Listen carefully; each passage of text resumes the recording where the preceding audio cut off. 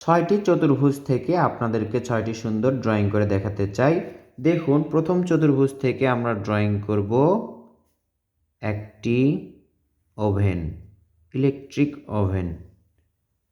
এখানে একটি চতুর্ভুজ, সবগুলোই প্রায় চতুর্ভুজের মতো। এখানে একটি গোল দাগ, এরপর এখানে কিছু বাটন নিচে এভাবে দিব, এটার নিচে এভাবে দিব।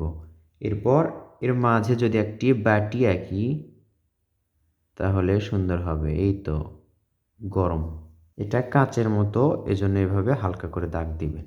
এরপর এই চতুর্ভুজ থেকে একটি ওয়াশিং মেশিন আঁকবো আমরা। এভাবে দাগ দেওয়ার পর এখানে একটি বৃত্ত এবং আরও একটি বৃত্ত, এই যে এর মধ্যে এইভাবে করে ভাঁজ করে দাগ দিতে হবে। এখানে 2টা বাটন, মাঝে চতুর্ভুজের মতো আবার 2টা গোল বাটন। এই হচ্ছে ওয়াশিং মেশিন। এই চতুর্ভুজ থেকে আমরা আঁকবো একটি তালা।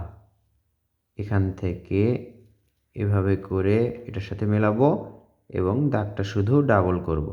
এখানে চাইলে আপনি এভাবে আঁকতে পারেন। এবার আমরা এই চতুর্ভুজ থেকে দেখুন, এখান থেকে এইভাবে এতদূর দাগ দিলাম, এই বরাবর সোজা দাগ এই কর্নারে নিয়ে আসলাম এবং এখানে দেখুন, এই তো লেজটি এঁকে আমরা আঁকলাম একটি ঘড়ি। এই যে এখান থেকে একটা দড়ি বের করলাম। নিচে আরও 2টি চতুর্ভুজ আছে, এটা একটা ফ্রেম করব আমরা।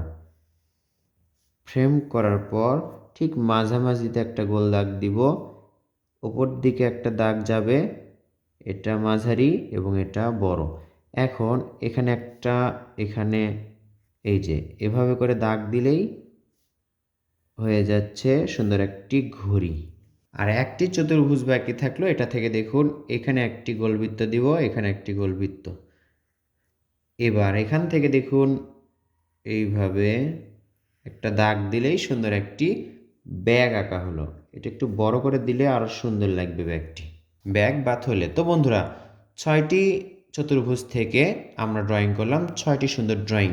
কেমন লাগলো কৌশলটি কমেন্ট করে জানাবেন। ছোট্ট সোনামণিদেরকে এভাবে আপনারা ড্রয়িং শেখাবেন।